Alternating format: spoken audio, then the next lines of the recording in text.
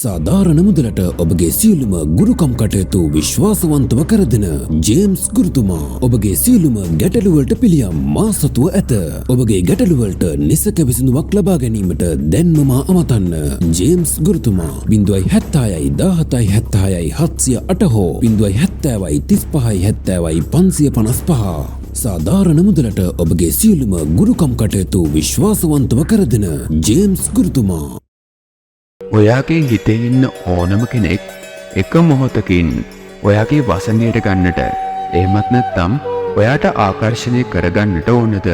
එහෙනම් අද අපි ලබා දෙන මේ විෂ්ණු දෙවියන්ගේ අතිශය බලගතු ඒ වගේම අතිශය රහසිගත මන්ත්‍රය තමයි ඒකට හොඳම විසඳුම වෙන්නේ.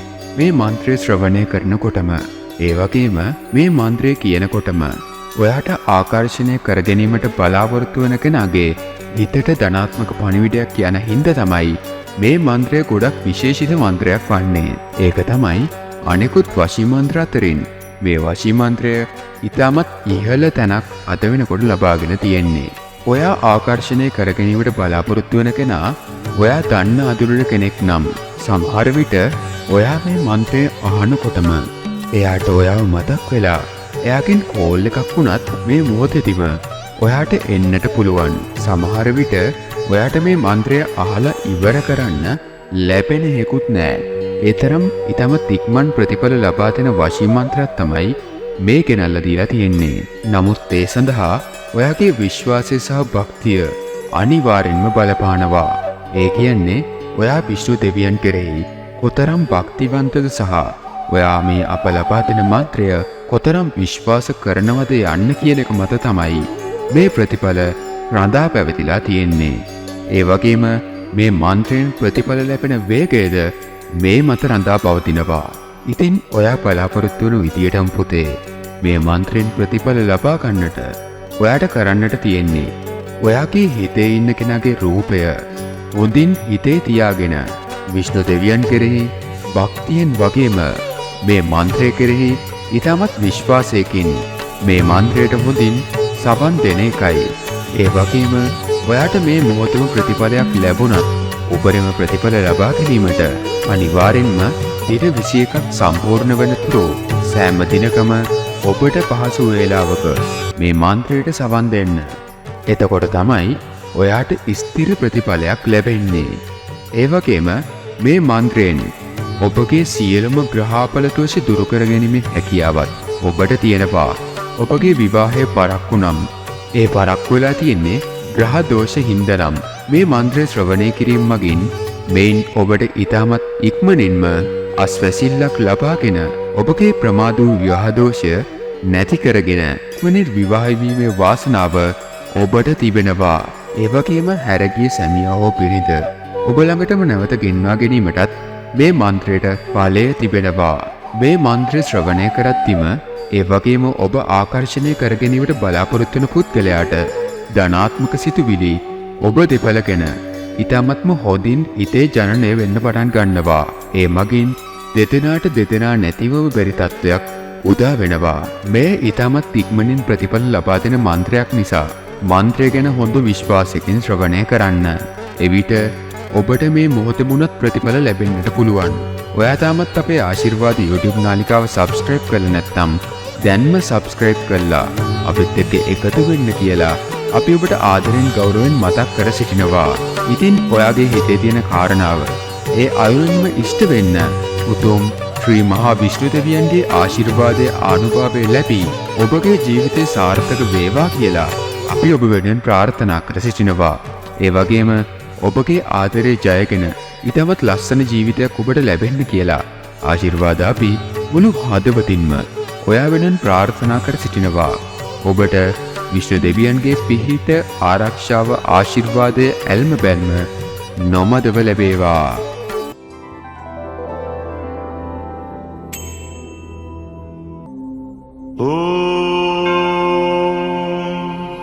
शुक्लांबरधरं विष्णुं शशिवर्णं चतुर्भुजं प्रसन्नवदनं ध्यायेत् सर्वविघ्नोपशान्तये यस्य द्विरदवक्त्राद्याः पारिषद्याः परश्यतं विघ्नं निघ्नन्ति सततं विश्वक्सेनं तमाश्रये। ॐ शुक्लाम्बरधरं विष्णुं शशिवर्णं चतुर्भुजं प्रसन्नवदनं ध्यायेत् सर्वविघ्नोपशान्तये। यस्य द्विरदवक्त्राद्याः पारिषद्याः परश्यतं विघ्नं निघ्नन्ति सततं विश्वक्सेनं तमाश्रये। ॐ शुक्लाम्बरधरं विष्णुं शशिवर्णं चतुर्भुजं प्रसन्नवदनं ध्यायेत् सर्वविघ्नोपशान्तये। यस्य द्विरदवक्त्राद्याः पारिषद्याः परश्यतं विघ्नं निघ्नन्ति सततं विश्वक्सेनं तमाश्रये। ॐ शुक्लाम्बरधरं विष्णुं शशिवर्णं चतुर्भुजं प्रसन्नवदनं ध्यायेत् सर्वविघ्नोपशान्तये। यस्य द्विरदवक्त्राद्याः पारिषद्याः परश्यतं विघ्नं निघ्नन्ति सततं विश्वक्सेनं तमाश्रये। ॐ शुक्लाम्बरधरं विष्णुं शशिवर्णं चतुर्भुजं प्रसन्नवदनं ध्यायेत् सर्वविघ्नोपशान्तये। यस्य द्विरदवक्त्राद्याः पारिषद्याः परश्यतं विघ्नं निघ्नन्ति सततं विश्वक्सेनं तमाश्रये। ॐ शुक्लाम्बरधरं विष्णुं शशिवर्णं चतुर्भुजं प्रसन्नवदनं ध्यायेत् सर्वविघ्नोपशान्तये। यस्य द्विरदवक्त्राद्याः पारिषद्याः परश्यतं विघ्नं निघ्नन्ति सततं विश्वक्सेनं तमाश्रये। ॐ शुक्लाम्बरधरं विष्णुं शशिवर्णं चतुर्भुजं प्रसन्नवदनं ध्यायेत् सर्वविघ्नोपशान्तये। यस्य द्विरदवक्त्राद्याः पारिषद्याः परश्यतं विघ्नं निघ्नन्ति सततं विश्वक्सेनं तमाश्रये। ॐ शुक्लाम्बरधरं विष्णुं शशिवर्णं चतुर्भुजं प्रसन्नवदनं ध्यायेत् सर्वविघ्नोपशान्तये। यस्य द्विरदवक्त्राद्याः पारिषद्याः परश्यतं विघ्नं निघ्नन्ति सततं विश्वक्सेनं तमाश्रये। ॐ शुक्लाम्बरधरं विष्णुं शशिवर्णं चतुर्भुजं प्रसन्नवदनं ध्यायेत् सर्वविघ्नोपशान्तये। यस्य द्विरदवक्त्राद्याः पारिषद्याः परश्यतं विघ्नं निघ्नन्ति सततं विश्वक्सेनं तमाश्रये। ॐ शुक्लाम्बरधरं विष्णुं शशिवर्णं चतुर्भुजं प्रसन्नवदनं ध्यायेत् सर्वविघ्नोपशान्तये। यस्य द्विरदवक्त्राद्याः पारिषद्याः परश्यतं विघ्नं निघ्नन्ति सततं विश्वक्सेनं तमाश्रये। ॐ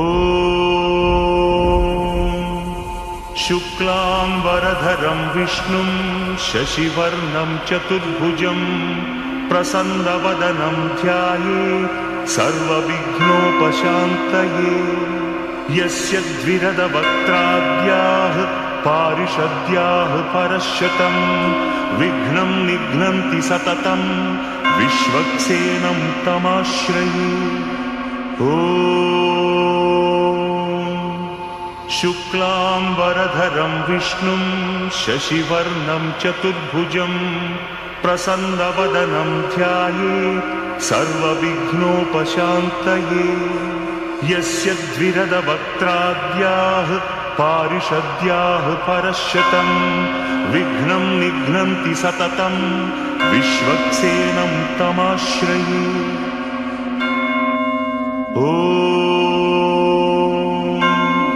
शुक्लाम्बरधरं विष्णुं शशिवर्णं चतुर्भुजं प्रसन्नवदनं ध्यायेत् सर्वविघ्नोपशान्तये।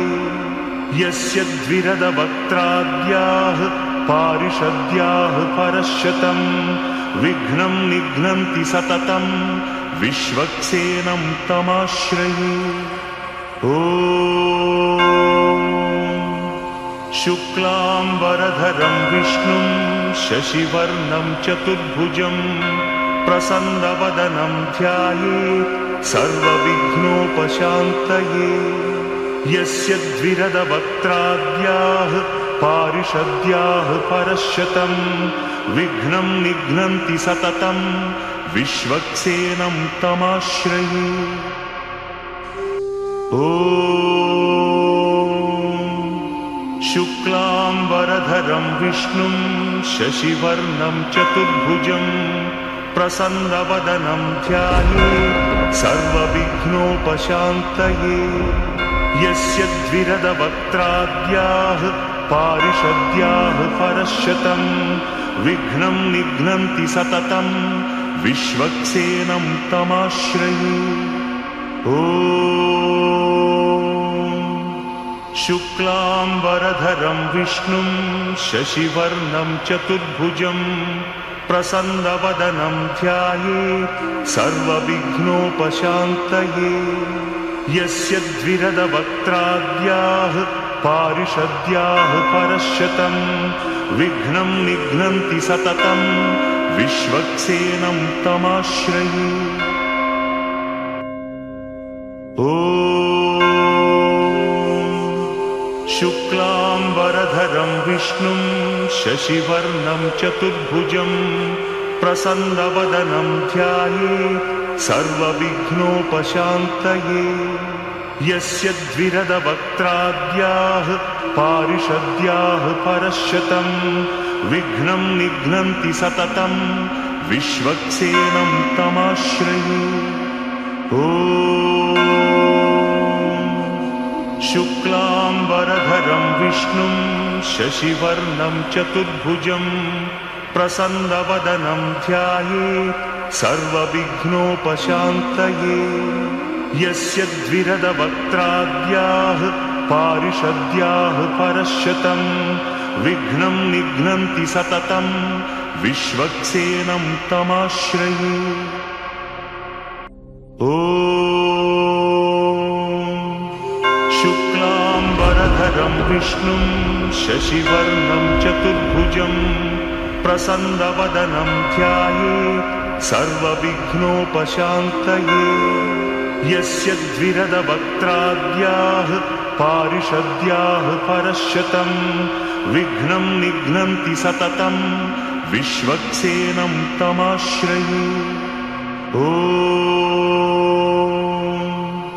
शुक्लाम्बरधरं विष्णुं शशिवर्णं चतुर्भुजं प्रसन्नवदनं ध्यायेत् सर्वविघ्नोपशान्तये। यस्य द्विरदवक्त्राद्याः पारिषद्याः परश्यतं विघ्नं निघ्नन्ति सततं विश्वक्सेनं तमाश्रये। ॐ शुक्लाम्बरधरं विष्णुं शशिवर्णं चतुर्भुजं प्रसन्नवदनं ध्यायेत् सर्वविघ्नोपशान्तये। यस्य द्विरदवक्त्राद्याः पारिषद्याः परश्यतं विघ्नं निघ्नन्ति सततं विश्वक्सेनं तमाश्रये। ॐ शुक्लाम्बरधरं विष्णुं शशिवर्णं चतुर्भुजं प्रसन्नवदनं ध्यायेत् सर्वविघ्नोपशान्तये यस्य द्विरदवक्त्राद्याः पारिषद्याः परश्शतं विघ्नं निघ्नन्ति सततं विश्वक्सेनं तमाश्रये। ॐ शुक्लाम्बरधरं विष्णुं शशिवर्णं चतुर्भुजं प्रसन्नवदनं ध्यायेत् सर्वविघ्नोपशान्तये यस्य द्विरदवक्त्राद्याः पारिषद्याः परश्शतं विघ्नं निघ्नन्ति सततं विश्वक्सेनं तमाश्रये। ॐ शुक्लाम्बरधरं विष्णुं शशिवर्णं चतुर्भुजं प्रसन्नवदनं ध्यायेत् सर्वविघ्नोपशान्तये यस्य द्विरदवक्त्राद्याः पारिषद्याः परश्शतं विघ्नं निघ्नन्ति सततं विश्वक्सेनं तमाश्रये। ॐ शुक्लाम्बरधरं विष्णुं शशिवर्णं चतुर्भुजं प्रसन्नवदनं ध्यायेत् सर्वविघ्नोपशान्तये यस्य द्विरदवक्त्राद्याः पारिषद्याः परश्शतं विघ्नं निघ्नन्ति सततं विश्वक्सेनं तमाश्रये। ॐ शुक्लाम्बरधरं विष्णुं शशिवर्णं चतुर्भुजं प्रसन्नवदनं ध्यायेत् सर्वविघ्नोपशान्तये यस्य द्विरदवक्त्राद्याः पारिषद्याः परश्शतं विघ्नं निघ्नन्ति सततं विश्वक्सेनं तमाश्रये। ॐ शुक्लाम्बरधरं विष्णुं शशिवर्णं चतुर्भुजं प्रसन्नवदनं ध्यायेत् सर्वविघ्नोपशान्तये यस्य द्विरदवक्त्राद्याः पारिषद्याः परश्शतं विघ्नं निघ्नन्ति सततं विश्वक्सेनं तमाश्रये। ॐ शुक्लाम्बरधरं विष्णुं शशिवर्णं चतुर्भुजं प्रसन्नवदनं ध्यायेत् सर्वविघ्नोपशान्तये यस्य द्विरदवक्त्राद्याः पारिषद्याः परश्शतं विघ्नं निघ्नन्ति सततं विश्वक्सेनं तमाश्रये। ॐ शुक्लाम्बरधरं विष्णुं शशिवर्णं चतुर्भुजं प्रसन्नवदनं ध्यायेत् सर्वविघ्नोपशान्तये यस्य द्विरदवक्त्राद्याः पारिषद्याः परश्शतं विघ्नं निघ्नन्ति सततं विश्वक्सेनं तमाश्रये। ॐ शुक्लाम्बरधरं विष्णुं शशिवर्णं चतुर्भुजं प्रसन्नवदनं ध्यायेत् सर्वविघ्नोपशान्तये यस्य द्विरदवक्त्राद्याः पारिषद्याः परश्शतं विघ्नं निघ्नन्ति सततं विश्वक्सेनं तमाश्रये। ॐ शुक्लाम्बरधरं विष्णुं शशिवर्णं चतुर्भुजं प्रसन्नवदनं ध्यायेत् सर्वविघ्नोपशान्तये यस्य द्विरदवक्त्राद्याः पारिषद्याः परश्शतं विघ्नं निघ्नन्ति सततं विश्वक्सेनं तमाश्रये। ॐ शुक्लाम्बरधरं विष्णुं शशिवर्णं चतुर्भुजं प्रसन्नवदनं ध्याये सर्वविघ्नोपशान्तये यस्य द्विरदवक्त्राद्याः पारिषद्याः परश्यतं विघ्नं निघ्नन्ति सततं विश्वक्सेनं तमाश्रये।